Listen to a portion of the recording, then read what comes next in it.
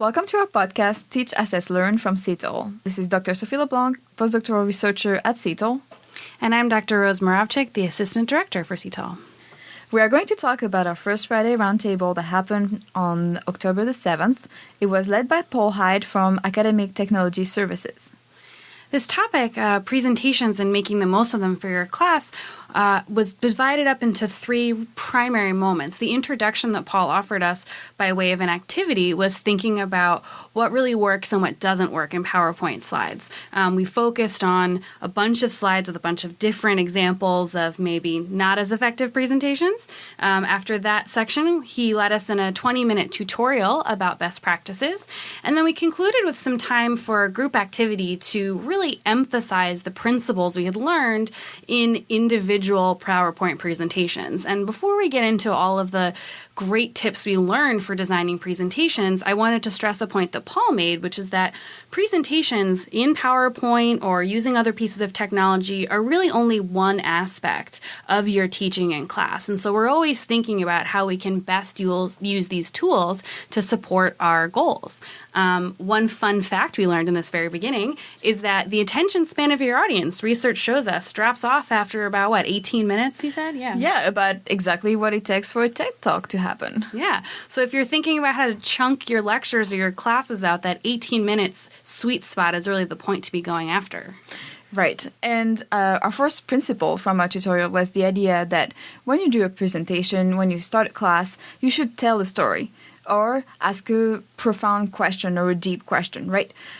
So if you start the presentation with a story or a question, you can capture that people's attention, right? And when I was listening to Paul, I was thinking, oh, wow, I have this guest lecture to do, which is supposed to be about my dissertation. And actually, I did a qualitative work and I talked to so many people.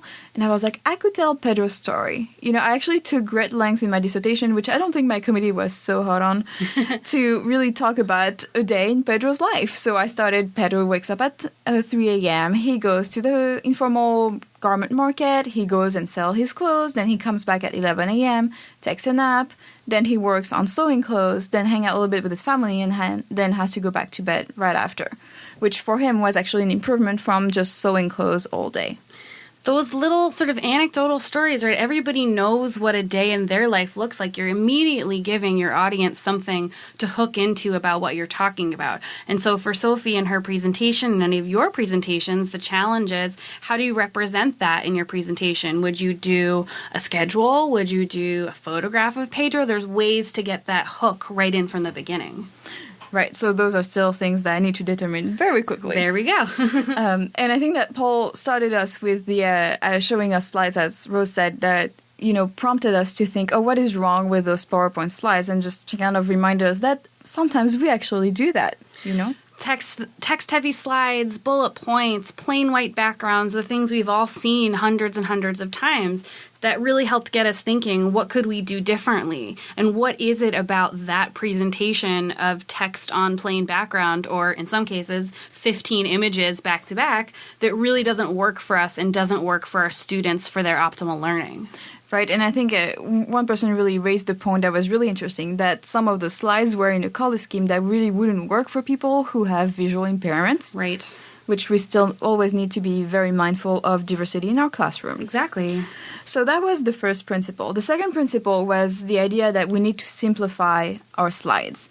And here Paul really drew from cognitive research by Richard Mayer on how do people learn with regards to visual learning, right? So the idea was that if we are being talked at by a presenter, we cannot process the information in our brain at the same time as reading material on the slide. So instead of having words, having an image that might represent what that person is talking is going to be much better for us to understand what is going on, and also for us to remember later on when we see that image. It was like, oh yeah, that was the story about Pedro. Exactly. That picture of Pedro reminds me of this whole story about the garment worker. Right. And we also have, by using stories, we also use another principle, which is the idea that conversational talk is better and more effective than formal talk. So if you have any opportunity in your slides to change something about a process or a definition, to put words like you and we, personal pronouns, as opposed to that distanced third person speech or a kind of speech that's overly formal, it'll be much easier for your students to get to that deeper level of understanding.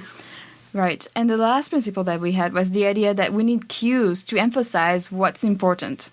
This can be hierarchical cues, using different sizes of text, having some kind of pathfinding device through your presentations. And this actually reminded me of an observation I did years ago in a neuroscience class where the instructor was talking about multiple experiments with mice, and the experiments were very similar. But she created a very small cartoon for the two different mice. So there was one cartoon mouse for one experiment and one cartoon mouse for the other, and she used each of those cartoons on the slides to indicate which study she was talking about, which visually instantly cued you in to what aspect she was highlighting. It was extremely effective. Right. And so that brings us to our third principle, which kind of relates to the idea, that cognitive research of like, if you can't put words or long definitions on your PowerPoint, then what can you do so that you are sure that students actually have a right definition, that either, they didn't scramble to write that definition down while you were talking. And that's the idea that, PowerPoint is just one of the many tools that we have. So we can use a doc cam that a lot of our classrooms have.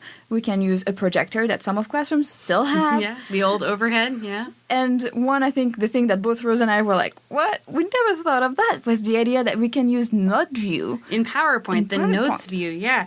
The slides that you're offering your students, they're not the same as handouts. And if you want to use your presentations to offer students something to study for exams, let's say, or give them a framework for organizing their thoughts, consider the notes view on PowerPoint as a way to put all that extra information out there. They can print it out, they can mark it up. The simplest sometimes of solutions is often the best. It had never occurred to me to do that.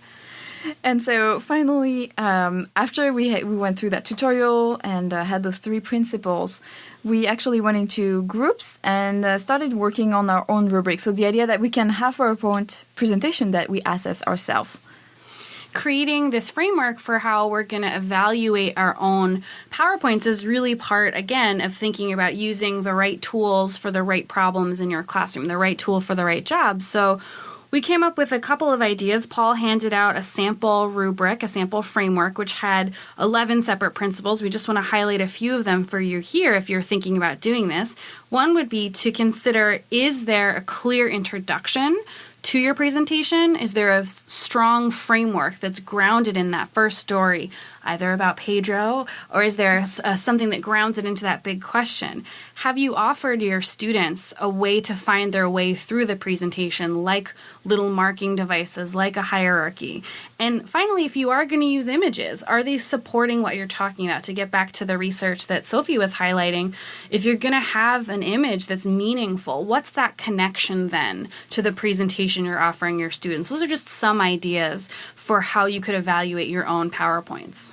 So I know I have a lot to think about preparing that guest lecture. Definitely not posting a picture of Pedro because I don't have one, and IRB, and Anonymous, and all this. Always. But I think there is so much more to think about. So if you have any more questions, send us an email at CTAL-info@udel.edu, and please fill out the Qualtrics form we have to tell us how we did, how do you like the podcast or don't like it, and give us any feedback. So that is it for us. Thank you very much. Thank you. And up until next time.